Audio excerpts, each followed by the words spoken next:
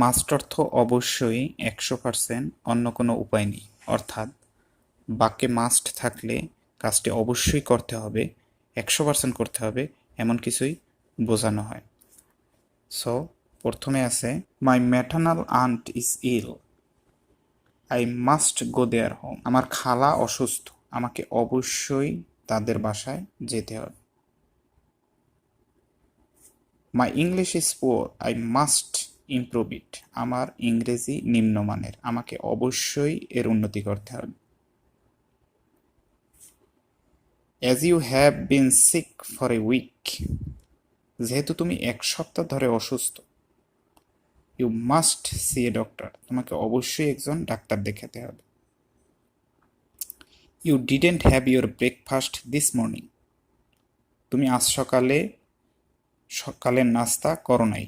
You must have dinner with me tonight, তোমাকে অবশ্যই আজ রাতে আমার সাথে রাতের খাবার খেতে হবে। সো দেখা যায় যে কাজটা আপনাকে অবশ্যই করতে হবে, 100% করতে হবে, কোনো উপায় নেই, এমন কোন শব্দকে আমরা মাস্ট দ্বারা প্রকাশ করি। মাস্ট বি, অবশ্যই হয়ে থাকবে অথবা অবশ্যই থেকে থাকবে। It's 11 o'clock, you must be hungry now. It's 11 o'clock মানে এখন 11টা বাজে। You must be hungry now, তুমি অবশ্যই ক্ষুধার্ত হয়ে থাকবে অথবা তোমার নিশ্চয়ই এখন ক্ষুধা লেগে থাকবে। তো মাস্ট বি শব্দের অর্থ হয়ে থাকবে বা থেকে থাকবে। দ্বিতীয় example, the light are on, মানে কি বাতি জ্বলছে। They must be at home, তারা নিশ্চয়ই বাড়ি থেকে থাকবে বা তারা নিশ্চয়ই বাড়ি আছে।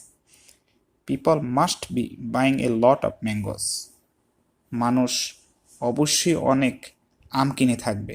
বিকজ দে আর চিপ নাও, কারণ এখন আমের দাম সস্তা। You have just walk 5 miles, তুমি এইমাত্র 5 কিলোমিটার হেঁটেছ। ইউ মাস্ট বি টায়ার্ড, তুমি অবশ্যই ক্লান্ত হয়ে থাকবে। সো মাস্ট বি শব্দের অর্থ হয়ে থাকবে বা থেকে থাকবে। মাস্ট হ্যাভ প্লাস ভার্বের V3, অর্থাৎ ভার্বের তৃতীয় ফর্ম হলে সেটা অবশ্যই প্রেজেন্ট পারফেক্ট টেন্স, মানে কাজটা হয়ে গেছে কিন্তু তার ফলাফল আছে। আমরা একটু এক্সাম্পল দেখি। He is absent from class, সে ক্লাসে অনুপস্থিত। He must have gone home, সে নিশ্চয়ই বাড়ি গিয়েছে। অর্থাৎ এতে কোনোই সন্দেহ নেই, 100% সে কি বাসায় গিয়েছে। মাস্ট মানে নিশ্চয়ই। জোর দিয়ে যদি কোনো কাজ বলা হয় যাতে কোনো সন্দেহ নেই, সেক্ষেত্রে আমরা মাস্ট ব্যবহার করি। দ্য গ্রাস ইজ ওয়েট, ঘাসগুলো ভেজা বা ঘাস ভেজা। It must have rained last night, গতকাল নিশ্চয়ই বৃষ্টি হয়েছে। মাস্ট হ্যাভ প্লাস ভার্বের V3, এর মানে হলো এটা প্রেজেন্ট পারফেক্ট টেন্স, অর্থাৎ কাজটা হয়ে গেছে কিন্তু ফলাফল এখনো আছে। Kamal failed the test, Kamal পরীক্ষায় ফেল করেছে। He must not have studied, সে নিশ্চয়ই পড়াশোনা করেনি। যেহেতু সে পড়াশোনা করেনি, সে ফেল করেছে, সুতরাং এটার ফলাফল আছে present perfect tense.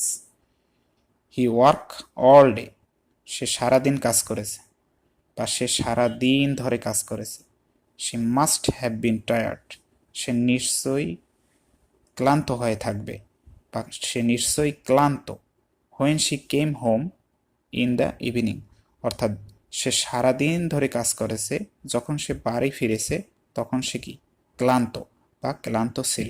There has been no words from her for over a month. Last example, he must have been at home, সে নিশ্চয়ই বাসায়। Because the lights were on, কারণ বাতিগুলো জ্বালানো ছিল।